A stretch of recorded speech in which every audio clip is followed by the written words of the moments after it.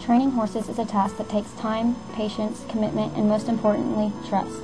In order to do anything with a horse, you must have trust between the both of you. Horse psychology is one of the main things that any trainer must understand. You have to understand how a horse acts and why they act like they do, and also how a horse thinks and why they think like they do. Once you understand these concepts and have trust built up, then you have a stable ground to successfully train a horse. More factors that must be taken into consideration before you begin training include where they came from, what their past was like, and also what training technique is best for your horse. If the horse you're training came from a home where they weren't very well off and they may have some minor disabilities or possibly trouble with learning the training, this could mean they don't remember it very well or that they just don't learn it very fast. When this situation appears, what you need to do is try to figure out what method works best for your horse by trying several different ones. Once you have that figured out, then you can begin your groundwork training. The second factor is what their past was like.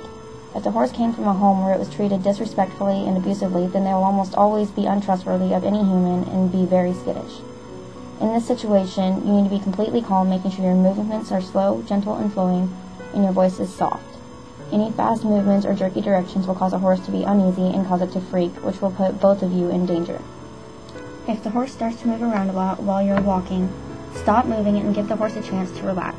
Once they've relaxed, then you can begin moving again. It's best to have a halter and lead rope already on the horse before you begin any of this, so that when you get close enough, you can grab the end of the lead rope so you have control of their head movements. At this point, you can continue training a little bit closer to the horse throughout the trust building part of the training. The last factor I'm going to touch on is what training techniques are best for the horse.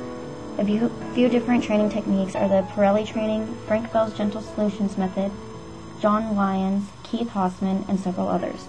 The training method you choose must match the horse's character, personality, and the situation at hand. My advice to you, know your methods, know your horse, and know where you stand.